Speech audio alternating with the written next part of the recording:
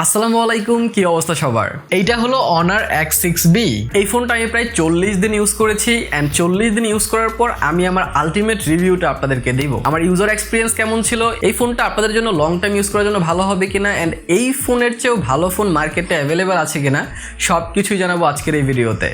তো hello guys, কেমন আছেন সবাই? আমি রবিন, আপনারা দেখছি মোবাইল বাড়িতে। চলুন শুরু করা যাক। শুরুতেই আমরা ধন্যবাদ দিয়ে যাই রাইমোসকে, যারা আজকে এই ফোনটা আমাদের কাছে পাঠিয়েছে। তাদের কাছে এই ফোনটা আপনারা বাজারে সবচাইতে কমে পেয়ে যাবেন। তাদের পেজ লিংক আমি ডিসক্রিপশনে দিয়ে দিচ্ছি অ্যান্ড তাদের নাম্বারও থাকবে, তাদের সাথে যোগাযোগ করেন। সবচেয়ে কম প্রাইসে এই ফোনটা কিন্তু আপনারা নিতে পারবেন। সো আই হোপ অলরেডি এই ফোনের আনবক্সিং দেখে ফেলছেন আপনারা, দেখানোর কিছু নাই, তারপরও দেখা দিচ্ছি এই জিনিসগুলো আপনারা পাবেন এইখানে। তার সাথে আমি রিয়েল লাইফ এক্সপিরিয়েন্সের কথায় আসি, তাহলে প্রথমেই ফোনটার ডিজাইন অ্যান্ড বিল্ড কোয়ালিটি নিয়ে কথা বলতে হবে। ডিজাইনে একটা ডিসেন্ট কাতারেই ফেলা যায়, অনেক ভালো বা অনেক সুন্দর, অনেক এক্সট্রা অর্ডিনারি ডিজাইন সেটা বলা যাবে না, কিন্তু হাতে নিয়ে অনেক কমফর্ট ফিল হচ্ছিল। হাতে যখন আপনারা নেবেন তখন একটা ভালো ফিল হবে, একটা কমফর্ট ফোন আপনাদের মনে হবে। সাইড এজেস গুলো ফ্ল্যাট করে দেওয়া হলো, হালকা কার্ভিশ আছে যার কারণে হাতে এতটা লাগে না এটা, আর তার সাথে স্লিম অনেক ফোনটা, সো দেখতে খারাপ লাগছে না। কিন্তু ফোনটা ফুলি প্লাস্টিক বিল্ড হলেও এইটা কিন্তু অনেক শক্তপোক্ত একটা ফোন, হাতে কয়েকবার পড়ে গেলেও সমস্যা হবে না। এই ফোনটাকে অনার অনেক স্ট্রং ফোন বলে দাবি করছে এন্ড এইটাই স্ট্রং ফোন অবশ্যই, কিন্তু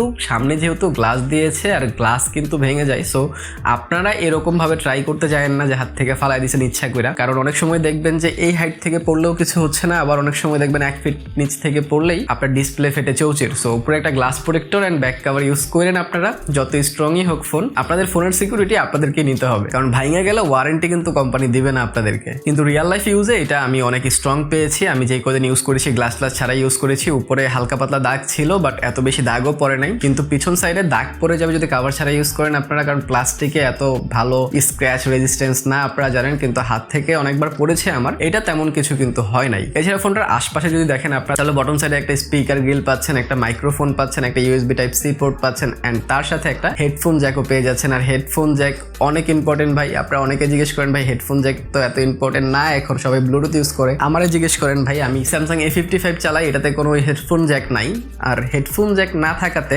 আমি আমার মাইক্রোফোন দিয়ে এটাতে রেকর্ড করতে পারছি না, কারণ এইটাতে ইউগ্রিনের কনভার্টারও ভাই সাপোর্ট করে না। তাহলে আমি কি করব এখন? স্যামসাং এর অরিজিনাল কনভার্টার পাওয়া যাচ্ছে না বাংলাদেশে, সো আমার কি করতে হচ্ছে, এক্সট্রা আরেকটা ফোন শুধু এই কথা রেকর্ড করার জন্য নিতে হয়েছে। সো আমাকে আপনারা জিজ্ঞেস করেন যে কতটা ইম্পর্টেন্ট একটা হেডফোন জ্যাক। এছাড়া রাইট সাইডে আপনারা volume rocker and power button পাচ্ছেন, আর পাওয়ার বাটনে ইন্টিগ্রেট করে দেওয়া হয়েছে ফিঙ্গারপ্রিন্ট সেন্সর। ফিঙ্গারপ্রিন্ট সেন্সরটা ডিসেন্ট ফাস্ট ছিল, আর একটু স্পিড আমি আশা করেছিলাম যেই বাজেটে এটা আসছে সেক্ষেত্রে আরেকটু বেটার হইতো। লেফট সাইডে আপনারা একটা কমপ্লিট সিম ট্রে পাচ্ছেন, যেখানে সিম কার্ডের পাশাপাশি একটা মেমোরি কার্ড ইউজ করতে পারবেন। টপ সাইডে আপনারা ফুললি ক্লিন পাচ্ছেন না, 15,000 টাকায় 14,999 টাকায় এই ফোনটা লঞ্চ হয়েছে, আর এই প্রাইসে এখানে আপনারা নয়েজ ক্যান্সেলেশন মাইক পাচ্ছেন, যেইখানে এই বাজেটের তার যে কম্পিটিটর আছে তাদের মধ্যে ম্যাক্সিমামেরই নয়েজ ক্যান্সেলেশন মাইক কিন্তু নাই। সো ওনারা এখানে খুব ভালো কাজ করেছে, যার কারণে কথাবার্তা বলেও কিন্তু অনেক আরাম পাবেন আপনারা, ওই পাশে আপনাদের কথা খুব ক্লিয়ারলি পৌঁছাবে। এছাড়া আমি ইউআই এন্ড ওএস নিয়ে কথা বলতে চাই। আমি এতদিন ইউজ করেছি, এটার ইউজার ইন্টারফেসের সাথে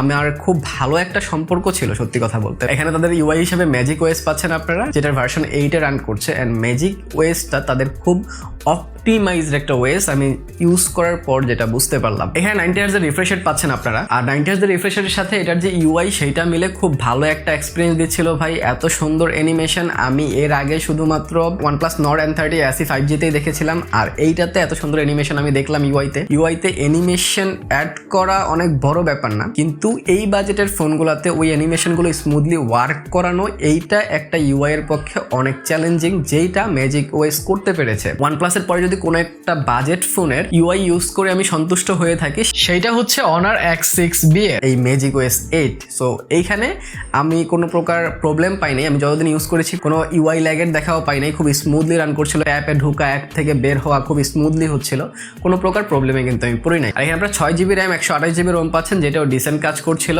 মোটামুটি মাল্টিটাস্কিং আপনারা এই ফোনটাতে করতে কিন্তু পারবেন। আমি যতদিন ইউজ করেছি এতটা প্রবলেম হয় নাই, যদিও অনেকগুলো অ্যাপস একসাথে ইউজ করলে অনেক সময় ল্যাগ দেখা দেয়, পরে আবার এগুলো ক্লিন করলে একদম ফোন আবার স্মুথ হয়ে যায়। এছাড়া পারফরমেন্স সেকশনে আসি। পারফরমেন্স সেকশন অনেক ইম্পর্টেন্ট জিনিস, আপনারাও অনেক ইম্পর্টেন্স দেন। 15,000 টাকার মধ্যে এখানে আপনারা হিলিও G85 চিপসেটটা পাচ্ছেন। G85 অনেক পুরনো একটা চিপসেট, কিন্তু অনেক ক্যাপাবল একটা চিপসেট অ্যান্ড প্রমাণিত চিপসেট। এটা ডিসেন্ট পারফরমেন্স আপনাদেরকে দিবে, ডিসেন্ট গেমিং আপনাদেরকে দিবে, সব কিছুই খুব ভালো ডিসেন্ট আপনারা পাবেন।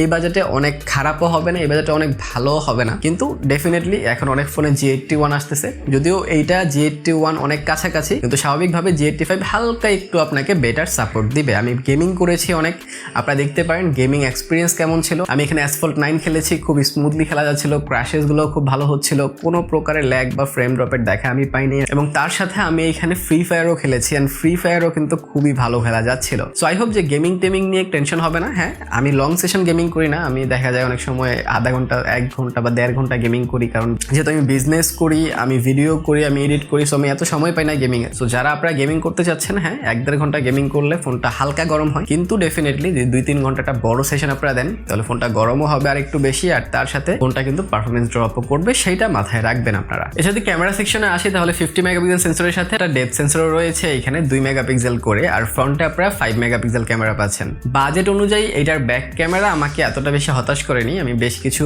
পিকচার ক্যাপচার করেছি আউটডোরে, ইনডোরে, আমি বেশ কিছু ছবি দিচ্ছি, আপনারা দেখেন যে এটার পিকচার কোয়ালিটি আপনাদের কাছে কেমন মনে হয়েছে বা কেমন ফিল হয়েছে। যদি আমাকে আস্ক করেন তাহলে আমি বলবো যে এটার ব্যাক ক্যামেরা ডিসেন্ট ছিল, কিন্তু আমি হতাশ হয়েছি ফ্রন্ট ক্যামেরাতে, কারণ ফ্রন্ট ক্যামেরায় এটার যে এক্সপিরিয়েন্স এটা এতটাও আপ টু দ্য মার্ক ছিল না। আমি বেশ কিছু পিকচার তো দিয়েছি, আপনারা দেখতেই পাচ্ছেন, আর আপনারা আমাকে কমেন্ট করে জানান যে আপনাদের কাছে কেমন ফিল হয়েছে এটার ক্যামেরা সেকশনটা। এর সাথে ডিসপ্লে সেকশনে আসে, তাহলে 6.56 ইঞ্চির একটি TFT প্যানেল পাচ্ছেন এখানে, 90 হার্জ রিফ্রেশ রেটের সাথে 780 নিটস পিক ব্রাইটনেস পাচ্ছেন। TFT প্যানেলের কথা বললে ডেফিনেটলি IPS প্যানেল হলে আরেকটু বেটার হইতো, বাট তারপরও এটার যে brightness and overall experience, colour ইস্যুও আমি পাইনি, কালারও মোটামুটি পপ আপ কিন্তু ভালোভাবেই করছিল। সো ওভারঅল এক্সপিরিয়েন্স আমার কাছে খারাপ লাগে নাই, কিন্তু বড় বড় বেজেলগুলো আপনাদের কাছে খারাপ লাগবে, অ্যান্ড এই বাজেটেও নচ ডিসপ্লে পাওয়াটাও আপনাদের কাছে খারাপ লাগতে পারে। এখানে একটা 5 হোল ডিসপ্লে হলে অনেক ভালো হইতো, তাহলে OnePlus এর সাথে একটা টক্কর খুব ভালোভাবে এটা দিত, কিন্তু স্টিল OnePlus এর থেকে একটা বেটার ডিলও হইতে পারে এটা, যদিও এই দুটার কম্পেয়ার আনা উচিত কিনা সেটা আমাকে কমেন্ট সেকশনে জানান। সো ওভারঅল যেই ডিসপ্লের কোয়ালিটি সেটা আমার কাছে মোটামুটি খারাপ লাগে নাই। বেশ কিছু কন্টেন্ট আমি ওয়াচ করেছি, আপনারা দেখেন যে এটার কন্টেন্ট ওয়াচিং এক্সপিরিয়েন্সটা কেমন ছিল অ্যান্ড আপনাদের কাছে কেমন লাগছে সেটাও কিন্তু আমাকে কমেন্ট সেকশনে অবশ্যই জানাতে পারেন। সো এবার যদি আমরা ব্যাটারি নিয়ে আলোচনা করি, তাহলে 5200 mAh ব্যাটারি পাচ্ছেন ভাই এই ফোনটাতে, আর এই ফোনটাতে 35 ওয়াটের ফাস্ট চার্জিংও সাপোর্ট পাচ্ছেন, আর 5000 বক্সে দেওয়া হয়েছে। সো ফোনটা আমাকে প্রায়, আমি যদি গেমিং টেমিং না করি, আমাকে একদিন প্লাস ব্যাকআপ দিয়ে দিচ্ছিল। দেখা যাচ্ছে যে আমি সকালে চার্জ দিয়েছি, রাতে ঘুমানোর আগ পর্যন্ত আমার প্রায় 20%-25% চার্জ রয়ে যাচ্ছিল, যদি আমি 20%-এর নিচে নামাই না। সো আমি প্রতিদিন রাতে একবার করে চার্জ দিয়েই ঘুমাই। সো ওভারঅল ব্যাটারি ব্যাকআপের কথা আমি খারাপ বলবো না, আর স্ক্রিন অন টাইম আপনারা প্রায় 7 থেকে 7.5 ঘন্টা পেয়ে যাবেন। সো এটাও কিন্তু একটা huge deal. So I hope আমার যে এক্সপিরিয়েন্স ছিল লাস্ট 40 দিনে সেটা আমি আপনাদের কাছে খুব ভালোভাবে শেয়ার করতে পেরেছি, অ্যান্ড আপনারা বুঝতে পেরেছেন যে ফোনটা আপনাদের নেওয়া উচিত কিনা। এই বাজেটের অন্য ফোনগুলোর কথা যদি বলি, তাহলে শুধু ব্যাটারি ব্যাকআপের দিক থেকে আমি হয়তো Realme C61 কে উপরে রাখবো, কারণ Realme C61 এ আমি প্রায় 10 ঘন্টার মতো স্ক্রিন অন টাইম পাচ্ছিলাম, হুইচ ইজ হিউজ। এছাড়া আর সব দিক থেকে লাইক পারফরমেন্স বলেন, এটার UI এক্সপিরিয়েন্স বলেন, এটার বিল্ড কোয়ালিটি বলেন, সব দিক থেকেই কিন্তু অনেক রিচ একটা ফোন, যদি আমরা 14,999 টাকা কনসিডার করি। সো আই হোপ আপনারা বুঝতে পেরেছেন। অ্যান্ড যদি আপনারা 1000 টাকা বাড়াইয়া OnePlus Nord N30 SE 5Gটাও নিতে চান, সেটারও কিন্তু আফটার 40 ডেজ রিভিউ আমি করেছি, সেটা দেখতে চাইলে এইখানে ক্লিক করতে পারেন। ভালো থেকে শুরু থাকেন, ভিডিওটা ভালো লাগে লাইক কমেন্ট শেয়ার সাবস্ক্রাইব করে দিয়েন। দেখা হবে পরের ভিডিওতে।